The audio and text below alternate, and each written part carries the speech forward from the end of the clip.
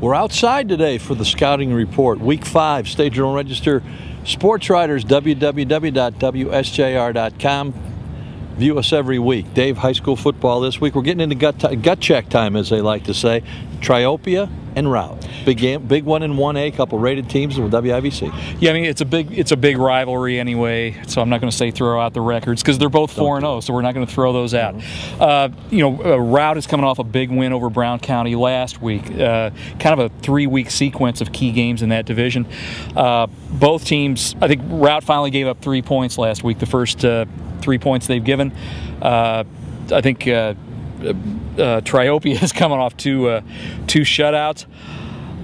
It's a tough call. I'm going to go with Triopia just because they have a very experienced offensive line. They can really move the ball, but it's going to be a good one. I like Route because Route's more diverse, can do more things. The young quarterback Heineman is really having a good year for him. I think Route wins that. They've surprised us all year. They're going to keep surprising us, I think. Yeah, I think it could go either way. I'll go with Triopia, but it ought to be a good game. They had a great one last year. Speaking of surprises, what about Rochester beating Pontiac last week? 3-1 so far. We thought they lost the house when Will Lunt left.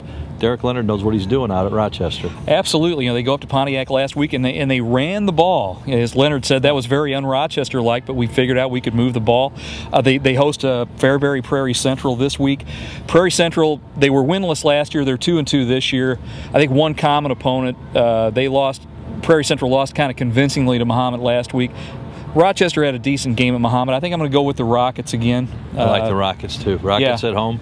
Big game there. Girard and Pawnee. Pawnee just keeps coming through 4-0 another week, and they're controlling the ball, they're controlling the clock, and Kit Dine's got them playing defense, that's for sure. Exactly. And I think they've thrown 10 times so far this year, maybe completed 5. Well, so I don't like that much. So that's a good percentage. But they played Girard this week, and Girard, they're 2-2. They are improved.